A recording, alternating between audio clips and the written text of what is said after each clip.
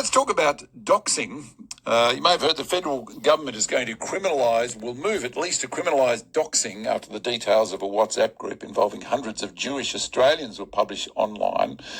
Now, the law would be largely saying publishing personal details with malicious intent will be made illegal.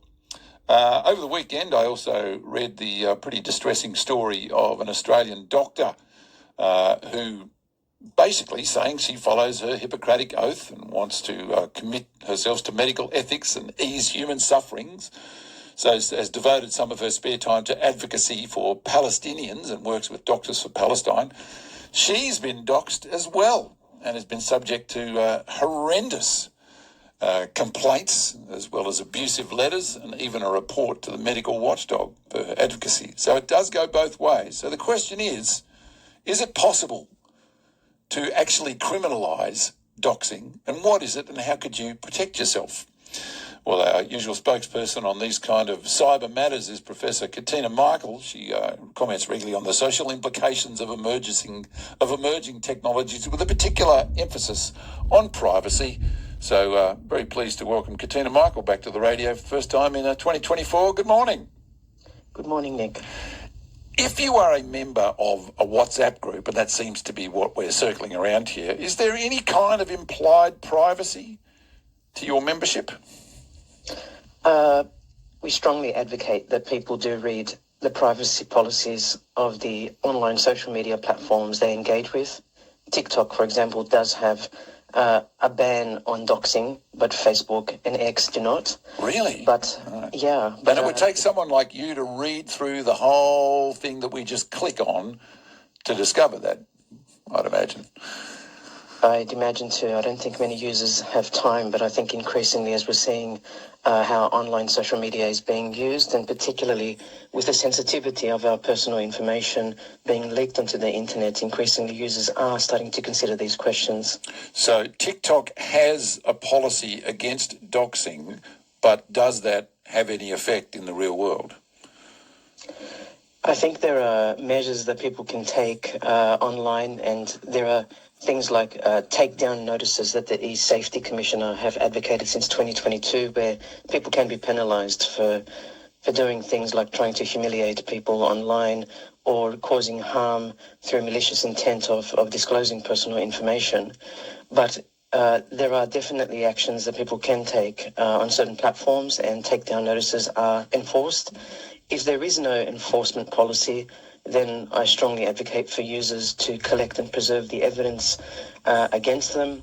That way they can actually take measures, they can actually contact the social media platform, they can block unwanted contact, and they can actually go to the police and the E-Safety Commissioner for support. Right. Now, as you mentioned, Facebook don't have a policy and they are the owners of WhatsApp. So does that mean if you're a member of a WhatsApp group, then you are open to having that spread anywhere someone maliciously feels like they can?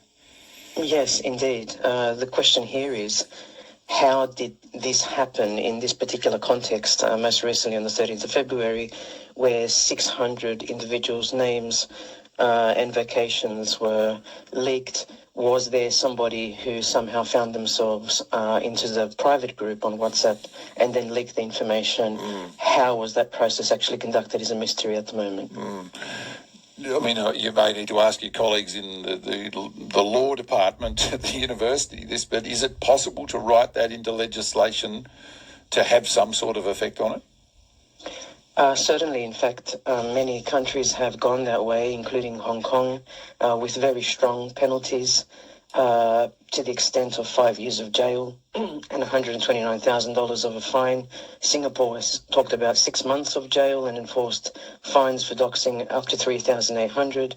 The UK doesn't have doxing laws, but does have clear guidelines for prosecuting people who have engaged in the act. But in Australia, what we're seeing is proposed changes to civil and criminal laws, and we'll see reformations to the Privacy Act as well as new offences under the Commonwealth Criminal Code Act, where we're going to see what Attorney General Mark Dreyfus said would be maximum penalties of jail time. So while we're waiting for the federal government to do anything, what can we do as individuals It's a good question because there are many people at the moment on all different sides in Australia who are feeling somewhat intimidated by recent events, but also historically other events to do with very sensitive cases, vaccines, abortion, sexual orientation, and many others that can be inflammatory during debates and discussions if people are not taking a reasonable advocacy to listen to one another and attempt some respect. But people can actually check their privacy settings on social media. They can use strong passwords. They can look at their handles. We advocate for unique handles on different social media platforms, because the three things that are attempted to be done at any one time is to de-anonymize somebody, target a group, and then delegitimize the group. And this is really to talk about causing alarm, distress and harassment, fear of violence against an individual or a group, or incite violence against a group. And people are leaving their homes at the moment in certain suburbs. People are losing businesses as a result of reputational damage. People can advocate for anti-doxing services, but they cost money. There's an online reputation management services like Removify or Adaptify or Podium or Net Reputation. You can also, in incognito mode, and this is increasingly being suggested to people, is to search for their names online to see in what context. But the biggest advice that people in the Electronic Frontiers Foundation in the US had a few years ago was literally to lock down the amount of information you share. Don't share your phone number online. Don't share personal details online. If you belong to a particular group that you believe may be targeted now or into the future, but just in general, be careful what you share. And that's very difficult in the environment we live in today. And there some around this leak of these various Jewish creators are saying, look, it wasn't doxing. It was in the public interest, and we just put names out there, so it doesn't even fit the definition of doxing. But because it has resulted in malicious abuse, does that become doxing? Does that pass the test? It's a very complicated topic, and here we had 900 pages of transcript from the WhatsApp group released, as well as an accompanied spreadsheet. But as Bernard Keane said for Crikey quite legitimately, this is about power and this is about control, and actually power sometimes intended to silence criticism in some way. It wasn't that long ago that the government itself was doxing Centrelink,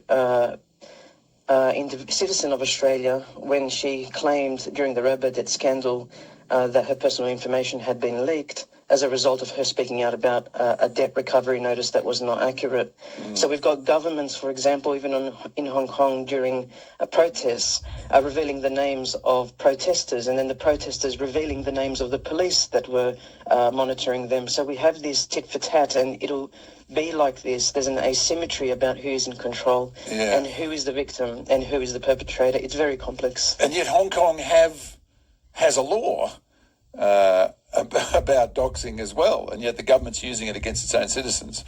It was in 2019 during the unrest, and this is the thing. We're going to see a lot of criticism in all players, all stakeholders, whether it's, the owner of WhatsApp, have they done enough? Whether it's users, have we done enough to look at what we're doing online?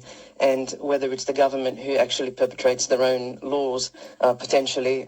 This is very complex, because who's right and who's wrong and what's in the public interest is all complicated. Yes, as with a lot of laws, you have to wait till see how it plays out in an actual courtroom when the laws as written get tested.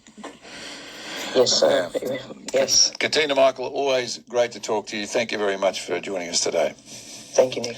It's Dr. Katina Michael, University of Wollongong's faculty of law, amongst other things, also works out of universities in the US as well. You're Nick Reinberger. Steve says the only way a WhatsApp group could be outed is by someone in that group. Yes, that is true, but they had hundreds of members, so I'd imagine it was difficult to keep track of it. And back on taking offence, Andrew from Fig Tree says our public places are under fire. First there was asbestos in